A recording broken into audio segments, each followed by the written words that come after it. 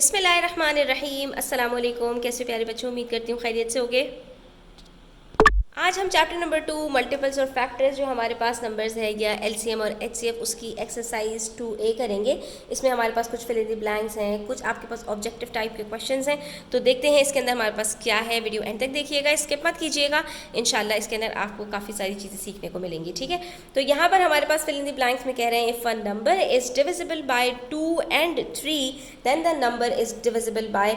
अब आपको यहाँ पर रूल्स याद रखने हैं कि हमने पहले ही इस चीज़ को डिस्कस किया था कि हर वो नंबर जो 2 और 3 दोनों से डिविजिबल हो तो वो अल्टीमेटली किससे और भी डिविजिबल होता है, वो होता है 6 से डिविजिबल। ठीक है, यानी वो नंबर जो 2 और 3 दोनों के टेबल में आता है वो 6 के टेबल में भी लाजमी आएगा। If the sum of the digits of a number can be divided by dash, कि अगर एक नंबर है उसके सारे डिजिट्स को जब हम प्लस करते हैं और जो हमारे पास आंसर आता है अगर वो डिवाइड हो जाए किससे, विद नो रिमाइंडर, और उसमें कुछ भी रिमाइंडर भी ना बचे, कुछ भी बाकी भी ना बचे, कंप्लीटली डिवाइड हो जाए, तो the number is divisible bye 9। तो ये किसका डिविजिबिलिटी रूल था हमारे पास? वेरी गुड, 9 का।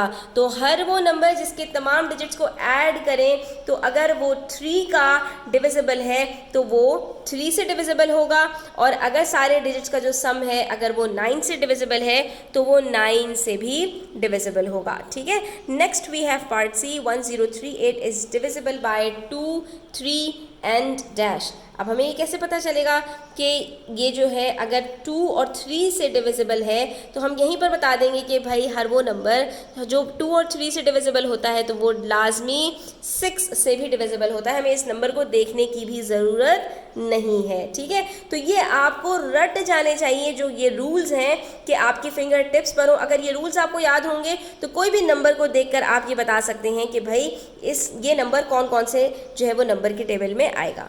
अ number is divisible by dash. एक नंबर किस नंबर से डिवाइड हो सकता है? If its last 3 digits. गौर से देखिए, यहाँ पर आपको क्या कहा इन्होंने, हमने 3 डिजिट्स की बात कौन से नंबर के लिए की थी, आपको फौरन रिकॉल करना है। आर डिविजिबल बाय 8 और आर जीरोस। तो हमने ये बात आपसे लास्ट वीडियो में ही डिस्कस की थी कि हर वो नंबर जिसके लास्ट 3 डिजिट्स ऐसे हो कि वो जो नंबर बना रहे हो वो अगर 8 के टेबल में आते हैं तो आप ये समझ जाइए कि वो नंबर कितना भी बड़ा है आपके पास, उससे पहले कुछ भी नंबर्स हैं आपके पास, कुछ भी डिजिट्स हैं, तो वो पूरा का पूरा नंबर 8 से डिविजिबल होगा।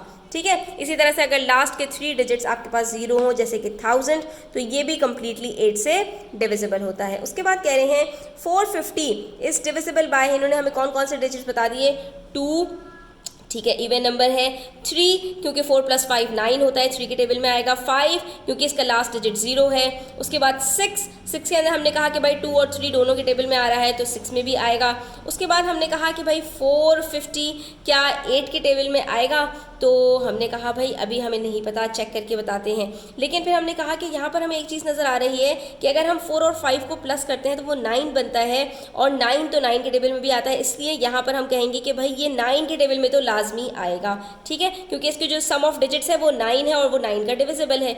और इसी तरह से लास्ट डिजिट इसका 0 है, तो इससे भी हमने कहा अच्छा भाई ये 10 के टेबल में भी ज़रूर आएगा, तो हमने बाकी नंबर्स को छोड़ दिया और हमने इन्हीं को देखकर यहाँ पे बता दिया कि भाई ये बाकी इन दोनों नंबर्स के टेबल में तो ज़रूर आएगा। और हमसे 2 ही ऑप्शंस पूछे गए थे, बाकी हमें चेक करने की भी ज़रूरत नहीं है। Next we have some true and false statements. अब हमने देखना है कि कौन सी ट्रू है और कौन सी फॉल्स है। If every digit of a number is divisible by 4, कि अगर एक नंबर है और उसका हर डिजिट 4 से डिविजिबल है, then the number is divisible by 4, तो क्या वो नंबर 4 से डिविजिबल होगा या नहीं? तो जाहिर सी बात है, अगर स्टूडेंट्स एक नंबर है जिसके सारे डिजिट्स 4 से डिविजिबल हैं, फॉर एग्जांपल मैं यहाँ पर लिख देती हूँ आपके सामने 4, 8 और फिर मैं आपके पास यहाँ पर लिखती हूँ दोबारा से 4, तो ये सारे के सारे जो डिजिट्स हैं आपके पास ये क्या हैं, 4 से डिविजिबल हैं, क्योंकि 4 भी 4 के टेबल में आता है, 8 भी 4 के टेबल में आता है और फिर 4 भी 4 के टेबल में आता है, तो वो नंबर 4 से डिवाइड हो जाएगा या नहीं? तो यानी ये 484 4 से डिवाइड हो जाएगा, जाहिर है। 4 1s are 4, 4 2s are 8, 4 1s are 4, आखिर में कुछ भी नहीं बचेगा। ठीक है। तो इससे हमें ये पता चला कि हर वो नंबर जिसके अंदर सारे डिजिट्स 4 से डिविजिबल हो वो भी 4 से डिवाइड हो जाएगा। तो हम यहाँ पर क्या कहेंगे कि जी हाँ, ये स्टेटमेंट आपकी ट्रू है।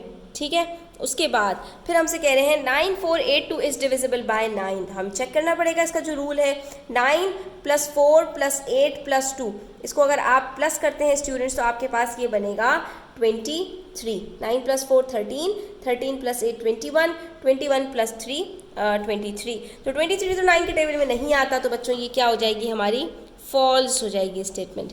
उसके बाद 1920 इज़ नॉट डिविजिबल बाय 8। तो हमने लास्ट के 3 डिजिट्स को देखना है कि क्या ये 8 के टेबल में आते हैं या नहीं।